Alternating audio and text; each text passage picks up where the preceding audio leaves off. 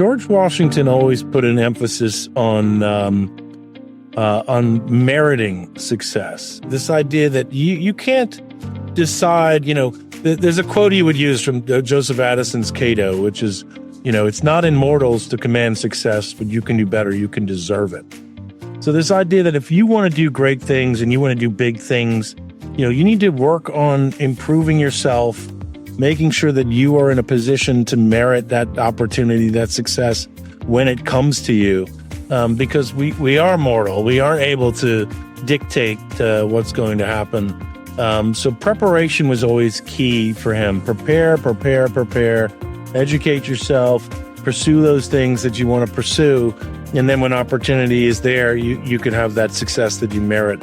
And for him, it was always more about, not just being ambitious, but being ambitious with what he would call honor in the 18th century. There's a right way and a wrong way to get what you want. So if you're going to go big, do it the right way. Try to go after it in a way that you can respect yourself and other people would respect the work that you've done. Welcome to the Going Big podcast. I'm your host, Kevin Gentry, and this is the place where we celebrate bold moves and big ideas. Each week, I sit down with inspiring leaders, entrepreneurs, and change makers who are making a significant impact in their careers and in their communities.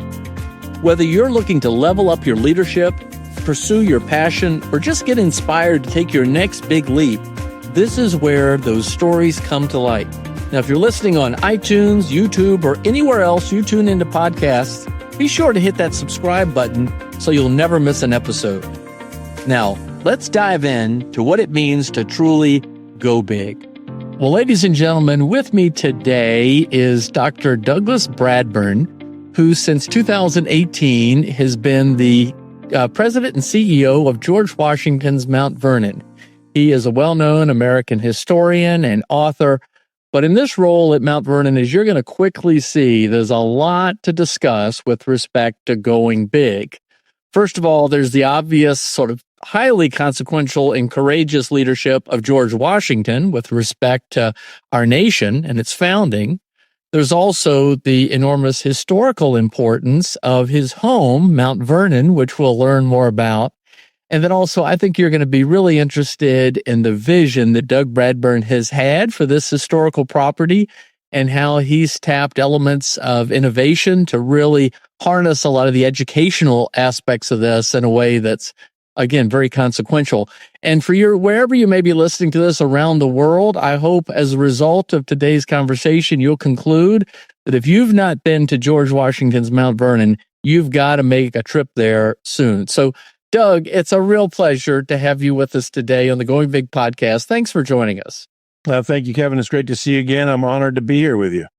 Well, in terms of going big, I think we've got to start with first in war, first in peace, first in the hearts of his countrymen. I mean, George Washington, extraordinary. But if you would, I mean, you have studied him perhaps more than any other, and now in this role at Mount Vernon, who was George Washington, especially in terms of going big? Well, that's a big question for a man who is the father of our nation. He literally was the indispensable man without whom we might not have had a United States of America, certainly not in the time that it happened. That wonderful quote you started with, which is a part of a eulogy from Light Horse Harry Lee, the official eulogy the U.S. Congress commissioned. First in war, first in peace, first in the hearts of his countrymen. First in war is the man that led our nation through 8 long years of struggle against the greatest military on the earth to win the independence of this country.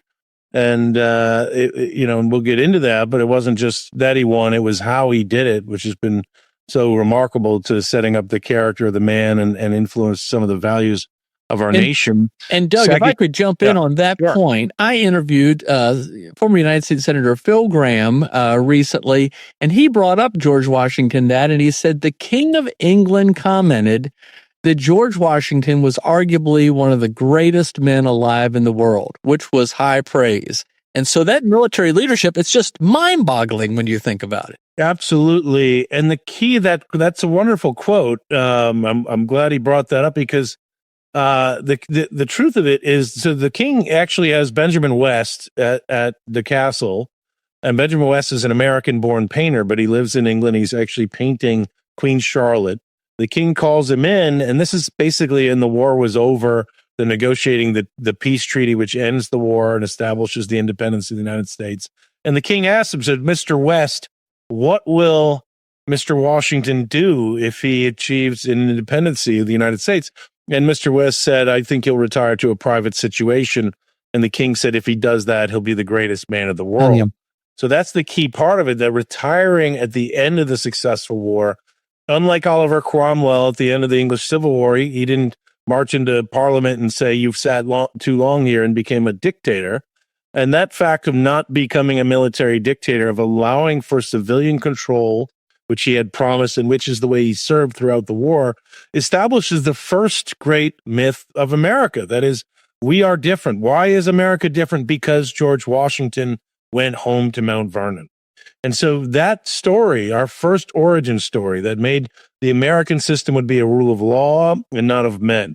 We've never had a military dictatorship. We've never had the threat of a military takeover in this country. And that is so different from so many other republics that won their independence against the British Empire, against other empires. And that precedent, is something we should all be very proud of. And it's the reason Mount Vernon became a famous place. Right away, it was the place that Americans knew about because George Washington was there. And so after he gave up his commission at Annapolis at the State House to Congress at the time, handed it back to them and went back to Mount Vernon, he fulfilled the prophecy of George III of being the greatest man of his age. So that's the first in war part of this reputation. And if I could ask you one other just quick question, because you're saying so much that's so important. We're celebrating the 250th anniversary of the United States, and soon we'll be celebrating the 250th anniversary of Paul Revere's ride and the first shot at Lexington and the engagement at Concord.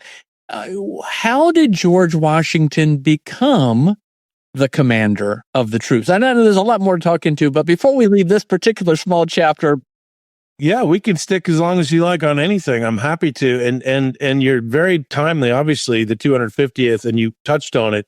Within a few weeks from now, we're going to have the 250th anniversary of the shots heard around the world at Lexington and Concord. Now, 250 years ago today, at Mount Vernon, George Washington has just come home from Richmond, where he would have heard Patrick Henry's speech, which we talked about earlier, and I know you interviewed the gentleman down there.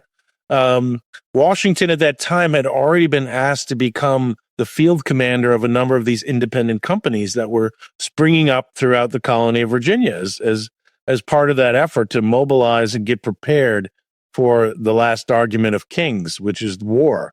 And Washington was the most famous soldier in America. He was famous because of his service in the French and Indian War, particularly defending the Virginia frontier. So beloved in Virginia as a war hero, and known to be an expert on that subject. So he was constantly on the committees at the House of Burgesses, and he was elected to the Second Continental Congress to represent Virginia because of his acumen and experience in war. And so he had already made that beautiful buff and blue suit, the famous suit that George Washington would serve throughout the war in. And he shows up in that suit when he goes to Philadelphia and ultimately is appointed by the Continental Congress as the first commander-in-chief of the American Army. Now, that happens this year as well. That's in June. So we're in the 250th anniversary this year of the American Armed Forces. So before we had a Declaration of Independence, before we had a nation, we had an army, and that army was led by a man wearing a buff and blue suit. Amazing. All right. And then ultimately let's continue with First in Peace. I mean, yes. Let's go to that next highly consequential chapter. And so important too, because we think about winning the war, but also winning the peace. And in this sense, George Washington not only successfully demobilizes the army without any disruptions, without any rebellions of note, and retires to a private situation, but then he does something, talk about going big. I mean, going into rebellion against the crown was big, but he really doubles down when he helps mobilize the country around the need for a more perfect union, a need for a new constitution. And so he ultimately goes to Philadelphia And I'd love to talk more about that, but he's the chair of the Constitutional Convention. And then he helps get it ratified. And so essentially creating a peaceful transition to a new form of government. Not a shot is fired in the creation of the United States Constitution. And he, of course, is elected unanimously in the Electoral College twice as president of the United States, and he keeps the country out of war. And so winning the peace and being first in peace is a big, big thing because he secures the revolution, essentially. He assures the independence of these states that had won their independence through war, but he felt would completely fall apart if they didn't have a stronger government. And then he was essential to be the first president because no one else really had the trust of the nation. And so that experience in politics is the thing that we can be really thankful for. Thank God he was our first president. Thank God he stepped up and helped the country come to a new constitution. Well, it's really extraordinary. I think it's so easily taken for granted, and we'll dig into that a little bit more. But now I want to switch gears a bit. And what is Mount Vernon? I'm still I went as a very young child on a school field trip from Richmond, Virginia, to see Mount Vernon, and I grew up with it. But I'm stunned, even as a Virginian, to see how many people have not experienced it. It's privately owned, something that is not well known. Doug, what is Mount Vernon to those who are listening today? Well, thank you so much. I mean, so Mount Vernon is George Washington's estate here on the Potomac that, he had inherited from his brother's widow and eventually had lived here, until he died in 1799. He was there about 40 years. So it was in his time in the 18th century, it was a great plantation. And of course has a beautiful house in the home grounds here. When he died, there was 8,000 acres. Now he's entombed here as well. He and Martha Washington are entombed here. And over the years, the 8,000 was broken up into many parts. At the core of the estate descended to his nephew and then his great nephews. And ultimately they sold it to a group called the Mount Vernon Ladies Association of the Union. In the 1850s, Mount Vernon had already become a pilgrimage site for Americans coming here, but it couldn't be maintained. It couldn't be managed anymore. And so they tried to sell it to the United States Congress, but this is, decades before the national park system exists. They tried to sell it to the Commonwealth of Virginia. They didn't know what to do with it. And so there was a group of women that formed, said, if the men of America won't save the father of their country's house, then the women shall. And they created a corporation called the Mount Vernon Ladies Association of the Union. They raised the money in 1858, $200,000 from all over the United States, the first major fundraising campaign for anything like this. And they purchased the core of the estate, 250 acres at that time, now up to 400 acres, which includes the house at Mount Vernon, which is iconic, as well as the tomb. And they've opened it up to visitors since 1860, so since before the Civil War. So we're the first historic preservation group in the nation. We're the oldest historic home. We're the oldest women-run organization in the nation. And as you noted, we are completely private and independent. We serve a public mission, but we don't receive any tax dollars at all. We receive no government money, no state money, no local money. And so we really keep this in trust for the American people. And people who've been coming here since 1860 as visitors. Now, you rightly say not enough people come here, but there have been over 100 million people who've been here since then. And 100 million people have gone through that house. We'll come to some of the things about the preservation in a moment. But, the Mount Vernon Ladies Association is a going big story in itself, one of the biggest.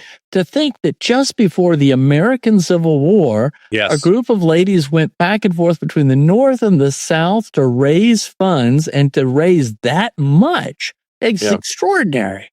It is a classic going big story because in this case, this is a time before not only can women not vote, which everybody who's listening to this probably knows, but also women couldn't own property in their own right. I mean, it was very difficult. And so the idea that these women could convince the Washington family to sell this extraordinary place and that they would operate it, and they could convince all these people to donate their hard-earned money to help purchase it, is really quite extraordinary. And in doing so, they invented the whole idea of historic preservation for a civic purpose. And I want to lay into that real quick, Kevin, because as you pointed out, it was years of great dissent in the nation, discontent, division, which ultimately led to the Civil War. But they were called the Mount Vernon Ladies Association of the Union because there was women not only from the South, but also from the North, from every state. And so they thought, I think, that if they could save the father of their nation's house, they could help save the Union, because George Washington had always stood for the idea that union was critical to American independence, that we had more in common than we have against each other. And so Mount Vernon always has stood above party, nonpartisan, and also against sectionalism and against any of these divisive ideas that really create in the minds of our American citizens that they are enemies to each other. And so that's part of the spirit of who we are, and it's part of why we exist. Wow. And so with respect to the Ladies Association, it is still governed in that way by regents from many of the states in the country. Could you just explain that just a little bit too? It's really remarkable. Thank you so much. Yeah. So we're a 501c3. We're a nonprofit organization today. My board is made up of all women. There's one per state. So they're called vice regions, but there's not one from every state. So right now there's about 25. So for instance, there's one vice region from Virginia and one vice region from Illinois and one vice region from California. And then the chair of our board is called the regent.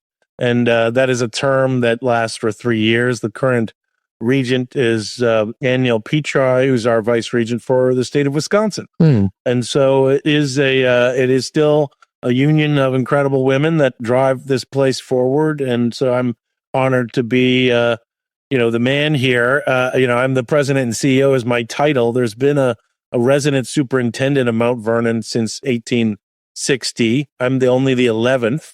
So I live here on the estate, and, resident superintendent isn't my title anymore, but it's like great inflation. Everybody wants to be a president and CEO. So there you go. But it's kind of extraordinary because, although there have only been 11, there was one guy that was in this role from 1885 to 1937. Oh, my gosh. And that's 52 years for those calculating at home. And then the guy that followed him was here from 1937 to 1977. So two guys were here for 92 years. So it is a special, extraordinary place. Wow. Well, there's so much more I want to tap into, and we have limited time, but I want to tap in more about George Washington's leadership. I want to tap into more about when folks might think about when to visit, how to visit Mount Vernon, also how to tap some of the resources online. But I want to talk a little bit more about you and your role. You're an historian. You had, I believe, been working at Mount Vernon with the library, but were tapped into this leadership role. But you have a vision for taking this amazing historical property and not only preserving, but advancing the legacy and leadership qualities of George Washington in highly innovative ways that people can tap so that it's more of a living institution, is my understanding. Tell us a little bit about your vision and how you see its impact for years to come. Well, thank you. That's a big and important question. My background was as an academic, as you pointed out. I was a PhD in history, and I taught for most of my career at SUNY Binghamton in upstate New York. When I came to Mount Vernon, we had just opened up the Presidential Library of George Washington. So that was a big step in the transformation of the possibilities of this institution to be really kind of a multi-threat educational institution, because although we've been a historic site since 1860 and been leaders in preservation, we weren't really known as a center for research.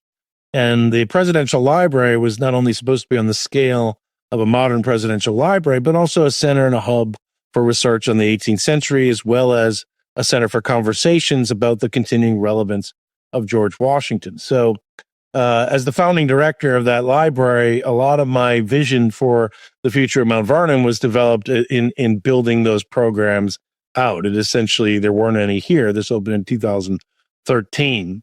And it really spoke to the opportunity we had to use this incredible site to not only make sure we were continuing to be leaders in preservation, collections, decorative arts, in the education of all the school kids who come here on the estate, but also make sure that we were the people that owned the stories of George Washington, the best expertise on those stories, and also innovating in ways to get them in front of the rising generation of students.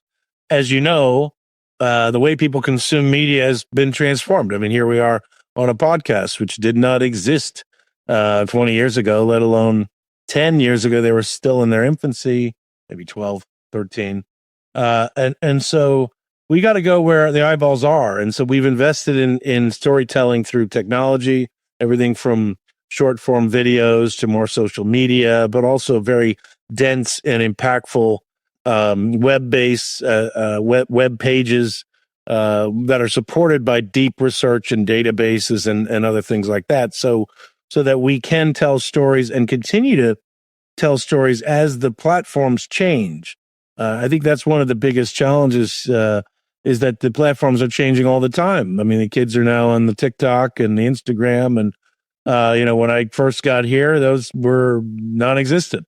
So how do you keep dynamic in the face of this need to continually tell these stories?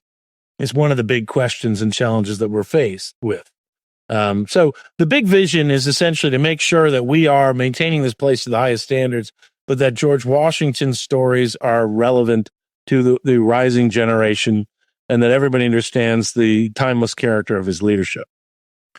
Well, let me, if I could, tap a little bit more into that. I mean, so from the standpoint of the library materials, you have this extraordinary works of his and others of the period. You have these scholars who come in and are residents and do this important work. But in visiting the property, I mean, I remember 50 years or so ago as a school kid going, there was the house, you saw the Potomac River, you might buy a tricorner hat or a big musket in the gift shop, but George Washington was fairly two-dimensional.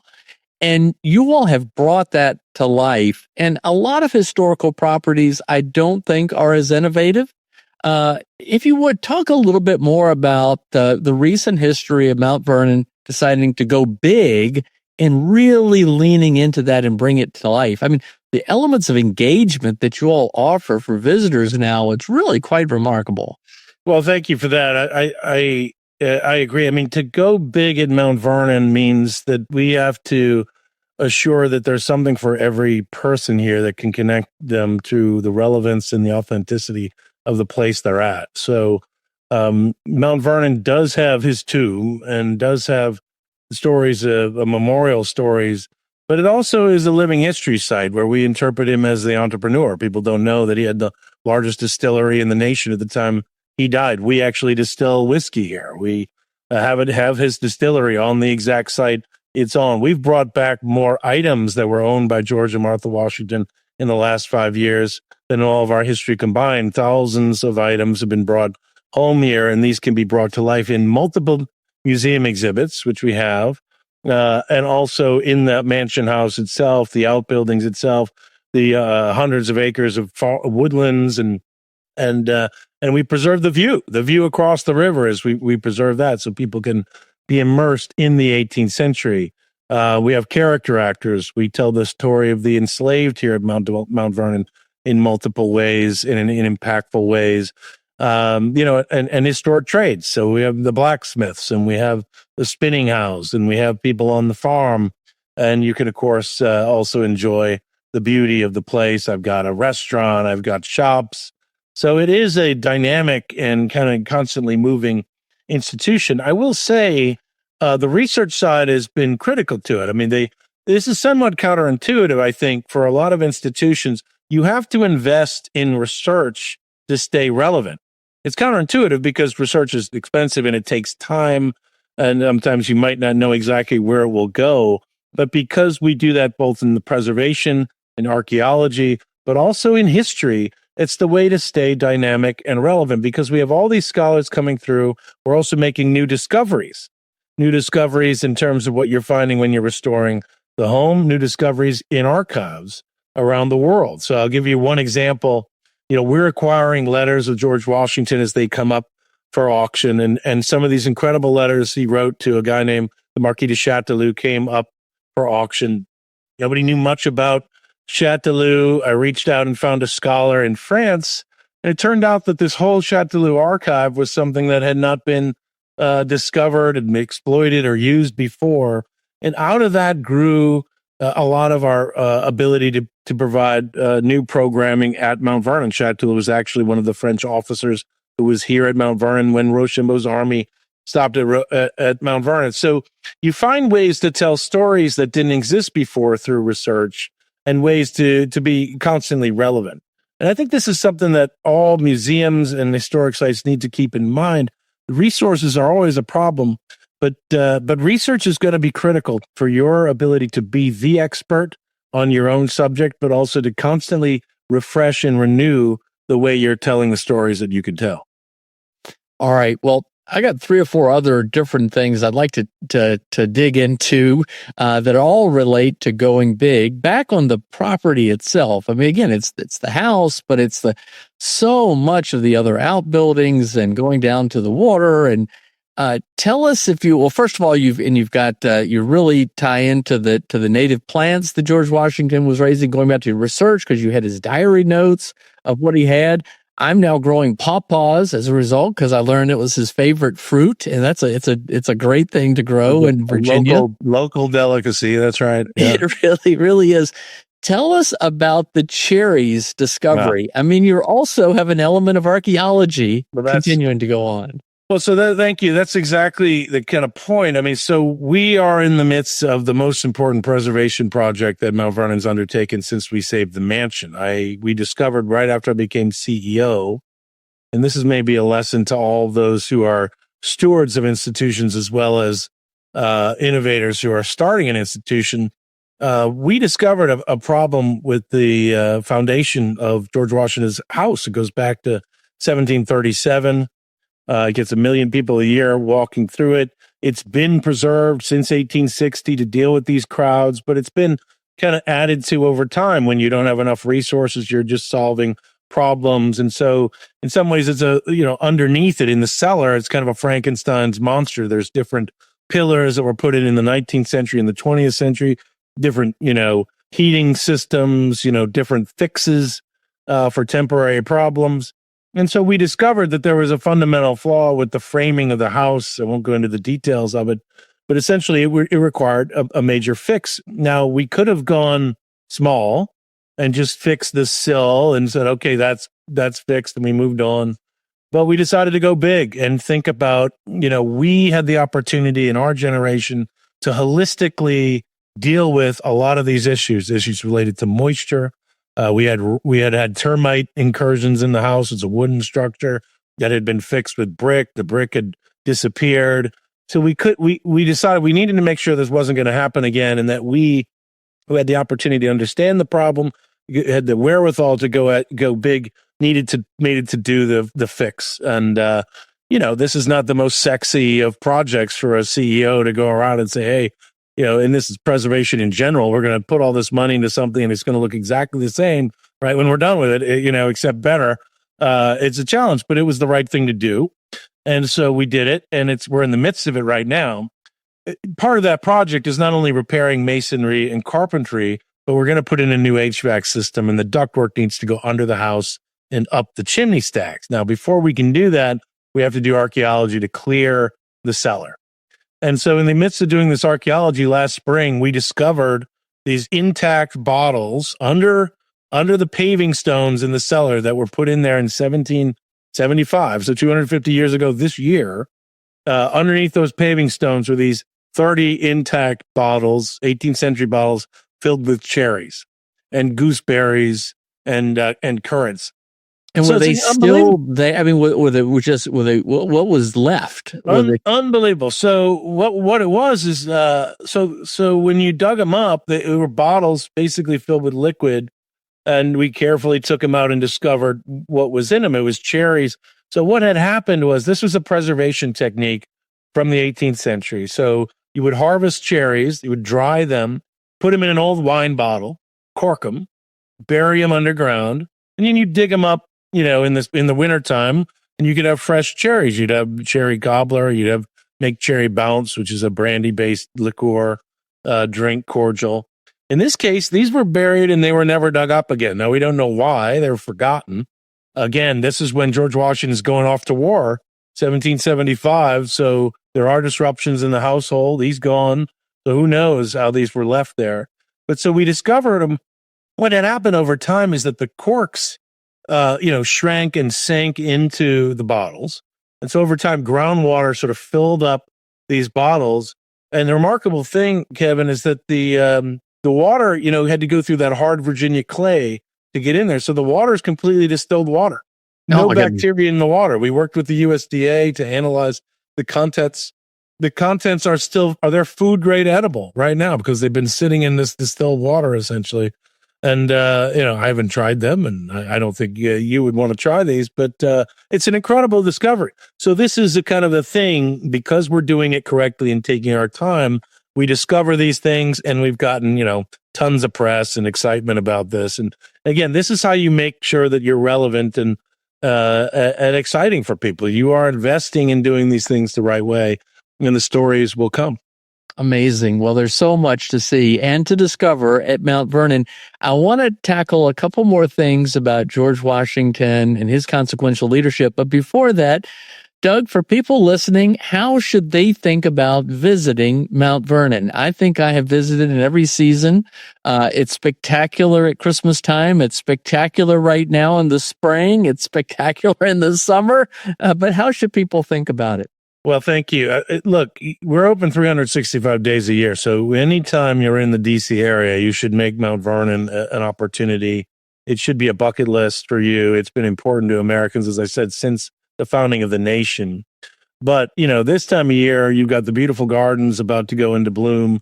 These are garden designs that go back to the 18th century. George Washington's landscape, when you're on the landscape, he's his own landscape designer, so you're inside his mind's eye. You're seeing what he wanted you to see. And so the power of the authentic space, there's really no 18th century site like it in the United States because there's so much of it that's been preserved. So you can go online to mountvernon.org and get tickets through that. But, I would recommend coming out here and being able to spend at least a day and a half or 2 days. There's plenty to see. There's multiple museum exhibits. The mansion's in the midst of this preservation work, like I said, right now, but it's open and you can come in and see some of the work that's ongoing right now. It's really kind of a once in a lifetime opportunity there. And as I said, there's something for all different layers of the family, from the history buffs to the garden lovers to the decorative arts. I mean, the stuff we have in the museum, Martha's jewelry, George Washington's swords, all these archaeological findings, the furniture, the 18th century, lots of multimedia, things for the animals right now, the lambs right now. We got the brand new baby lamb. So definitely would encourage you to put it on your list of things that must see in DC. And particularly if you're going to be here for the 250th anniversaries next year, we'll have some major new exhibits and things to see as well. Well, that's a great point. And folks, you should follow Mount Vernon on social media. There's so much always to see. So if George Washington had only been there at Mount Vernon, his business leadership and entrepreneurial success in and of itself would be its own going big story, one of the greatest of his time, before he then leads this ragtag group of colonists against the greatest empire in the world at the time to military victory. And then, as you say, he moves on to political leadership and serves his country, and then does the remarkable thing of stepping down and returning back to the house. So I want to hit three or four other aspects before we wrap up. On the military leadership, there were some dark days. I mean, we have the image of a Valley Forge, but it was not all victory at Yorktown. Comment about just the man then. How do you see his not only strategic military leadership, but just his leadership of people? Yeah, well, I mean, it's a great question. The first key thing, of course, is he is a man of great physical courage. From an early age, able to withstand, the fear of death, the actual opportunity for death. He's in the front when he leads. There are bullets whizzing by him. That physical courage is critical because in the 18th century, leadership is performative. I mean, as it is today. People expect their leaders to play a part, a certain role, to present themselves in a certain way, and there's a lot of different ways to do it. In Washington's case, he's on horseback, he's at the front, he's leading, he's with the troops. He never leaves. 8 years of war, he stays with the troops. He's with them at Valley Forge and Morristown in the winter when they don't have food and clothing, and he's there doing his job, writing letters to all the governors and all the local committees and all the Congress, trying to get them supplied and supported. So he's steadfast. He represents the cause. He represents perseverance in action. So you have personal courage, you have extraordinary perseverance, and you have extraordinary understanding, ultimately, that the army has to survive. Without the army, the cause will disappear. And so never taking any rash action that could lead to the loss of the whole army. That takes him a while because he's a bold guy and he wants to try to end things swiftly early on, but he comes to understand the political dynamic of the strategic survival of the army. So the patience, the perseverance in those roles, which are really part of his ultimate strategic vision and how the war is won. I think that everybody should, reflecting on Washington as a military commander also, it's just his incredible integrity. He is always trying to make sure that things are done the right way, and that is how he builds the trust that's ultimately going to be something he banks for the future of the country, not knowing, of course, what he will go on to. But, we say here at Mount Vernon, when we teach leadership here in our library, we say that, competence and integrity are the key to trust. And if people believe that you're going to do the right thing or try to do the right thing, they also believe that you're going to do what you say and do it well in a competent, effective way, then you're going to establish unbreakable trust with your followers. Hear, hear. All right. Well, I'm going to now turn to more of your scholarly background with respect to his time in political leadership. I've only come recently to learn about Vine and Fig Tree, the special letter that he wrote to the Hebrew congregation in Rhode Island. Tell us about George Washington's views on religious liberty. I don't think that's very well known. It's not well known, and it's one of the most important aspects of the founding in general in the United States. The thing that's made America unique from the beginning is that America has been a place where freedom of conscience and freedom of religion ultimately would thrive. And it did that. It wasn't inevitable. You had at the very end of the war, you had establishments in multiple states. Virginia, of course, is one of the first to establish after the war in Thomas Jefferson's Statute of Religious Freedom, the idea that citizens would be free to worship as their conscience. And this is certainly something George Washington believed. We have a video you can watch online on Washington and religious freedom, which tells it from his perspective, which is really important because when he's an officer in the British Empire, a young man, 19 to 25 years old, he has to take an oath regularly to the Protestant succession in Great Britain. He has to take an oath specifically saying that he denies transubstantiation, which is the doctrine of the Catholic Church around the Eucharist. So can you imagine that? You have to make a religious test oath before you can qualify to hold any office. Wow. Now, and he would go on to be the father of a country that would never require that kind of an oath in its federal employment, right? So he becomes the president of a nation that would never think to require an oath of belief. And that's a really big deal because there's no European country that would do that during his lifetime. So one of the things he does when he's president of the United States is he travels all around. He understands the presidency as an office of public opinion. And he wants to know what people think. And he's the first president, of course, but he's the first president to go to every state in the Union.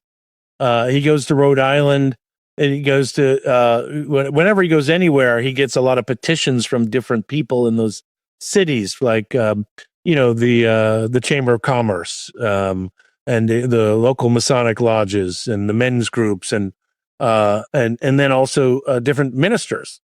And in Newport, there's a very robust Jewish community, the Touro synagogue community. And when he arrives in Newport, he gets a letter from them saying, "We hope, sir, that you'll recognize that, here our Jews in Newport, we've been tolerated to worship in our way for years now. And we hope now that we're under this new government, under the U.S. Constitution, that we'll continue to be tolerated." And Washington wrote back, "It's no longer that toleration is spoken of for citizens to enjoy their inherent natural rights," essentially emphasizing that in the United States, which he says the government gives to bigotry no sanction, to persecution no assistance. It's only that people can worship here as they please. And this is an extraordinary revolutionary statement. It really speaks to an aspirational value that Americans will have the freedom of conscience. And this is critical because he does this at a time before the First Amendment to the Constitution has been ratified. And the words of presidents are powerful. The words of presidents help establish aspirational ideas of who we are as a nation. And so Washington does that in this famous letter.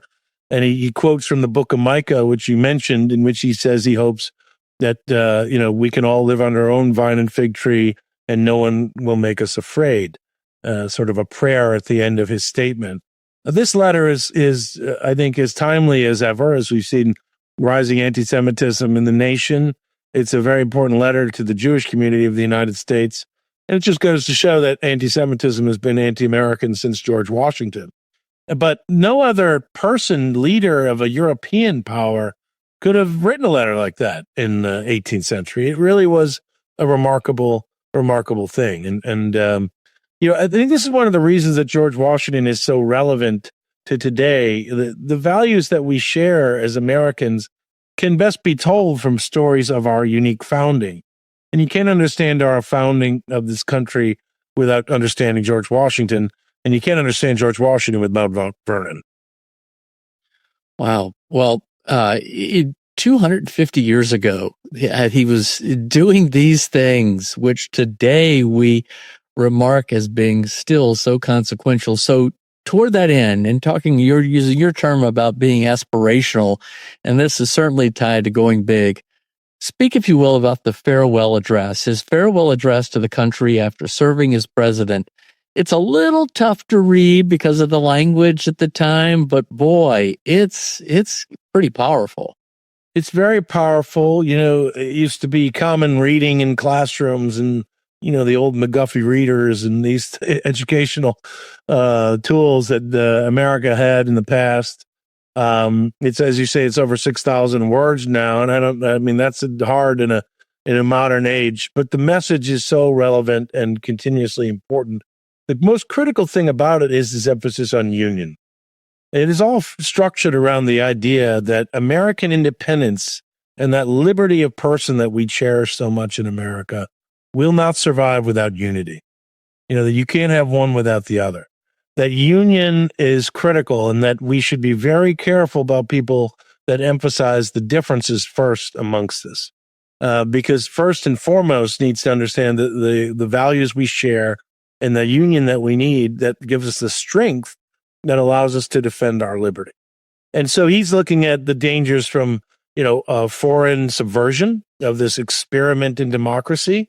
That can destroy our union. He's looking at sectional problems. Don't let people tell you that New England and the South, or that the East Coast and the West don't have things in common. Beware those people. And finally, he's worried about political faction as dissolving union.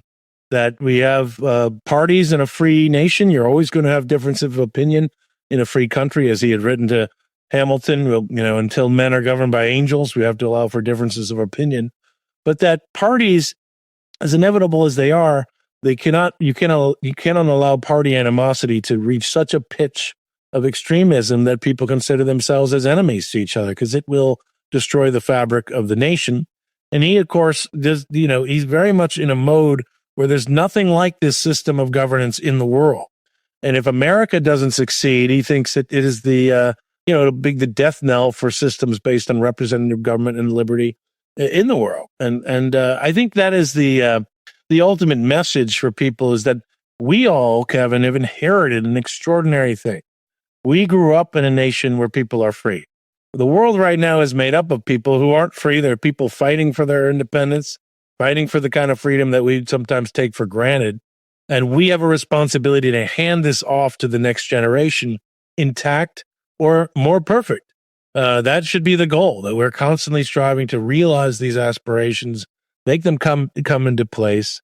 And what also Washington emphasized in that farewell address, which he also said in his first inaugural, is essentially that knowledge is in every country the surest way to public happiness and virtue. And particularly in a country that has to govern itself, we have to educate people about their shared values, about their responsibilities and duties as citizens, about the three branches of government, about the way the Constitution was made, about why it matters. And this is why Mount Vernon exists. This place exists to help people learn about the past and about their present. And because it is constantly relevant, it isn't something that is back in the past. We all have to be active citizens. And to be active, we have to be informed. So, I mean, all those messages are in that farewell address, and I think they're as important as they've ever been. Well, thank you for sharing those insights and the timing. This is evergreen. I mean, these everything he said, it's always important, but it does seem to have enormous importance today for the world. And also, again, with the relevance of celebrating the 250th anniversary of the founding of the United States. One last question. So these virtues of him as well, a man of just extraordinary character, and he was a gentleman.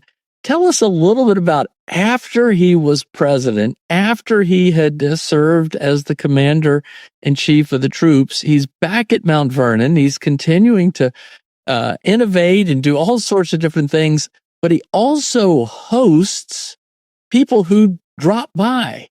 Tell us just a little bit about that. That is so fascinating.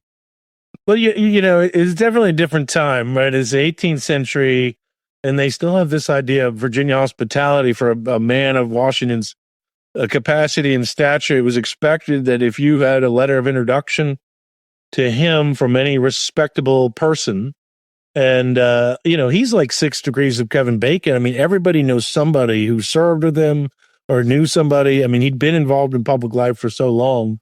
And Mount Vernon is right on the north-south, trails. And this is before there's any great hotels or taverns. And so everybody's stopping there. He wrote to his mother that this place is like a well-resorted tavern. We have documented in 1 year over 600 people stayed in the mansion house with George Washington. You can imagine having over 600 overnight guests in your home, and you're paying for their horses and their servants and their upkeep and their food. And so you would have found him in Mount Vernon a very, very busy man. And people came, foreign guests, people from all over the country, former officer friends of his, people who just knew an officer friend of his. So anybody could get a letter of introduction almost to anybody. And, and that's one of the remarkable things is that this place has been a destination point from the very beginning. But yeah, he writes about it. There's a diary entry he has with Martha Washington, actually in the period you're talking about after the presidency when he's here. And he writes, if no one shows up in the next 20 minutes, it'll be the first time in 20 years that he and Lady Washington dined alone. Oh my gosh. Yeah. He called his life a life on the stretch, which I think is an interesting expression, a life on the stretch for over 40 years of public service from 1775 to when he comes back to Mount Vernon in 1797. I mean, it's just extraordinary, a man's life. Yeah, the definition of public service. Well, let's wrap this up. Just for the benefit of folks listening, Doug, who is Doug Bradburn? How did you come to this role? Maybe others might be influenced about how did you always have an interest in George Washington and history? Did you ever dream you'd be in this role? Tell us just a little bit about that. And that's very kind. Look, I've always loved history. I've always loved writing. I wanted to be a writer. I ultimately decided to do that through history writing. I have a PhD in history from the University of Chicago, and all I wanted to do was write books and ultimately teach. And I did that. I was the chair of the history department at SUNY Binghamton University in upstate New York. When I left there to come to Mount Vernon to open up the presidential library, which I thought was an extraordinary challenge. I had been a fellow at Monticello. I did my undergraduate at University of Virginia. So I had a sense that what these public history sites could be as powerful places to do research and do that work, I never imagined that I would be the CEO of a nonprofit, because the key thing, one of the key things I have to do is raise money. Not only, raise awareness and have a vision and strategy for where the institution needs to go, but I have to convince people that the work here is critical and that we need their help. We do. And so that wasn't things I planned on. In fact, I think one of the reasons I went into history, Kevin, is because I didn't want to go into sales. And it turns out I'm in the business of sales now. So it all comes back to that at some point. But in my case, it's something I'm extremely passionate about. I've been an educator my whole life, and my vocation really is to make people understand the extraordinary significance of our founding. It's one of the most important things that happened in human history over the last 2,000 years. I've devoted my life to studying it and trying to teach it in a way that it can come to life for people, because I do fundamentally believe that this nation needs to have an educated citizenry about its origin stories as a way to make sense of who we are. We are not a nation based in blood or in territory or in these kind of myths of primordial, connections, or race or creed or religion. We are based on principles that come out of our founding documents, the Declaration of Independence, the first state constitutions, the U.S. Constitution, the Bill of Rights. And of course, the leadership of George Washington is critical to understand all of those things in their context. So this was at a perfect spot for me. I wasn't going to leave academia to go become the head of the Polk Museum or something like that. No offense to Polk and all the other wonderful histories that we have to tell in this country. But for me, this has always been a labor of love at Mount Vernon. Wow. Well, indeed. And ladies and gentlemen, Doug says he's a salesman. He's a very effective salesman because he has such a passion for what he's doing. And remember, this is a privately owned facility, no government funds. Maybe this prompts you to consider supporting Mount Vernon. It's a great cause. And yeah, so can I put a pin in that? You thought sure there, Kevin, can. before you Absolutely. conclude? The importance of us not having government funds. Many institutions need government funds, and I think that's critical. But for us, the ethos of the place from the beginning has been that if the American people don't think that George Washington's home matters, then it won't exist anymore. We depend upon people spending their time to come here. We depend upon people giving their hard-earned money to help this place work. When that stops, this place won't survive. And I think that sense of voluntarism of who we are as a nation is just so much embedded in who we are as an institution as well. I definitely encourage people to take a look at us and come visit and see for yourself. Well said. I think I have an overdue contribution on this way to Mount Vernon. This is a good prompt. Become a member. Yeah, I am a member. I've been to the events over time, but I'm a little late this year. But anyway, Doug, I love to ask this question. What would you today tell a younger version of yourself, maybe a 21-year-old version of yourself, now what you know, what you might do differently or have done differently? Oh my goodness, this is an unfair question, Kevin. This is this requires the sort of this is something for my priest. I mean, this is a very there's some deep failures in every man's life. He's not necessarily every one of us ready to own up to. I think. But by the way, I have to eject in there. I read recently, it was Stephen Ambrose's Undaunted Courage about Lewis and Clark. Yes. And how Meriwether Lewis, who had just discovered the passage to the Northwest, amazing in his 20s, and he writes in his diaries an absolute failure, and he doesn't understand what he's ever accomplished in his life. Well, any ambitious person, I think, has that nagging aspect to them. I think, I mean, look, as it comes to the current job I'm in, I don't have a ton of advice for my younger self, except to be relatively patient with yourself. I mean, there are many things I wish I was better at. I don't speak French. I mean, I think that's a big, or Spanish. I mean, I speak a little Spanish, but, I think it's a big weakness when it comes to me as an ability to communicate these important messages with the rest of the world. And there's no reason I can't continue to learn that, Kevin. So I don't want to admit all my weaknesses. I mean, I could tell myself, go into finance, and that way I could just write a big check to Mount Vernon, and then people could ask me for funds. That would be maybe good advice. Buy Apple stock very early on, these kinds of things. And no, I'm afraid I don't know. I'm very fortunate in that I wanted to become a historian. I became a historian, and it led me to this incredible opportunity to run this place, which I never imagined that my path would take me. It's not what I wanted when I was 21. I think that's a message for all young people, is that you don't have to know what you want to do when you're 21 years old. You need to follow your passions and take advantage of opportunities as they come to you. And that's what I've tried to do. Nice. Well, hear that frequently, that you don't need to know, but you do want to follow your dreams and your passions. Doug, how do you think George Washington would recommend to folks today to think about how to go big in their lives? That's a great question. I think George Washington always put an emphasis on meriting success. This idea that you can't decide. There's a quote he would use from Joseph Addison's Cato, which is, it's not in mortals to command success, but you can do better. You can deserve it. So this idea that if you want to do great things and you want to do big things, you need to work on improving yourself, making sure that you are in a position to merit that opportunity, that success when it comes to you. Because we are mortal. We aren't able to dictate what's going to happen. So preparation was always key for him. Prepare, educate yourself, pursue those things that you want to pursue. And then when opportunity is there, you could have that success that you merit. And for him, it was always more about, not just being ambitious, but being ambitious with he would call honor in the 18th century. There's a right way and a wrong way to get what you want.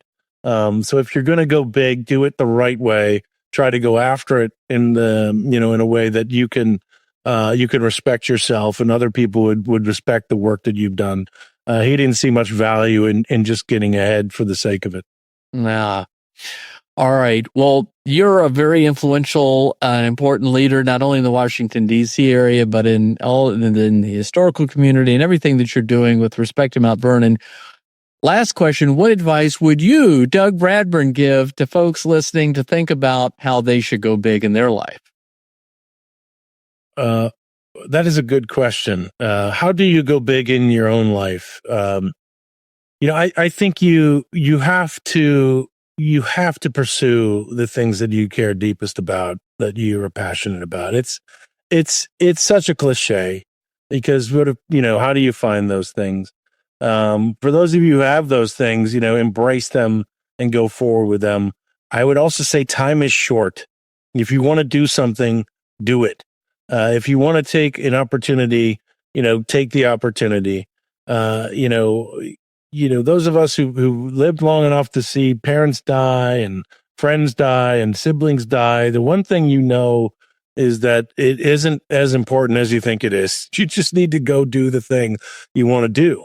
If you want to be a writer, start writing. If you want to make music, you just do it. And I also think you have the humility to ask for help. Have the humility to work with people who are in places that you want to get to. Don't be afraid that they'll think you're dumb. Don't be afraid that they won't have, that they're not willing to help you. Because most people are flattered when you reach out to them and reach out for a helping hand and reach out for advice and opportunity. So pursue that thing you want to be, do the thing that you want to be doing, and reach out to people who are doing what you want to do and ask them for assistance and support. And they might tell you something that'll allow you to say, hey, you're right, I don't have that skill yet. I need to go get that skill. So merit that opportunity. And I very much firmly believe in that hard work will bring you where you want to be.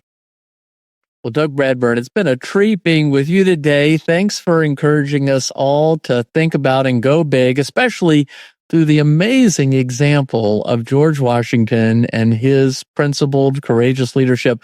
And ladies and gentlemen listening, you got to go check out Mount Vernon. Check it out online. Go visit sometime.